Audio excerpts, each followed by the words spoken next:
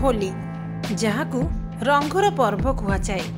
ଏହା ଏକ आनंददायक पर्व जहाकू भारत एवं भारत बाहर पालन कराଯାए। ଏହି पर्व संगीत नृत्य एवं रंगीन पाउडर समस्तଙ୍କ उपरକୁ फोपाड़ी एकत्रित हुअन्ति। ଏହି स्पंदनशील पर्व बसंतर आगमन को स्वागत करे, लोकों मध्य आनंद एवं एकता विस्तार करे। होलीर उत्सव साधारणतः हिंदू मास फाल्गुन पूर्णिमा दिन आरंभ हुए।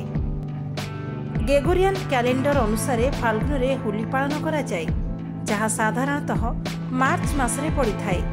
एही वर्ष होली किंबा होलिका दहन 13 मार्च गुरुवार दिन पालन करा जाए। द्वितीय दिन फगुआ भाव में पालन करा जाए।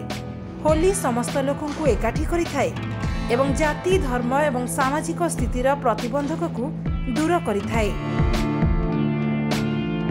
यह एक समय जेतेबेले लोकमाने सेमानंकर रागरुषा को पासोरी एही पर्व को उपभोग करिबा पई एकाठी होंती। यह हिंदू धर्म रे एक गुरुत्वपूर्ण पर्व, कारण यह शीतर शेष एवं एक नूतन ऋतुर आरंभ को चिन्हित करे। सकाळे लोकमाने खोला स्थान रे एकाठी होंती एवं परस्पर उपरे एही रंग पकाई संगीत एवं नृत्य सहित उत्सव पालन करती।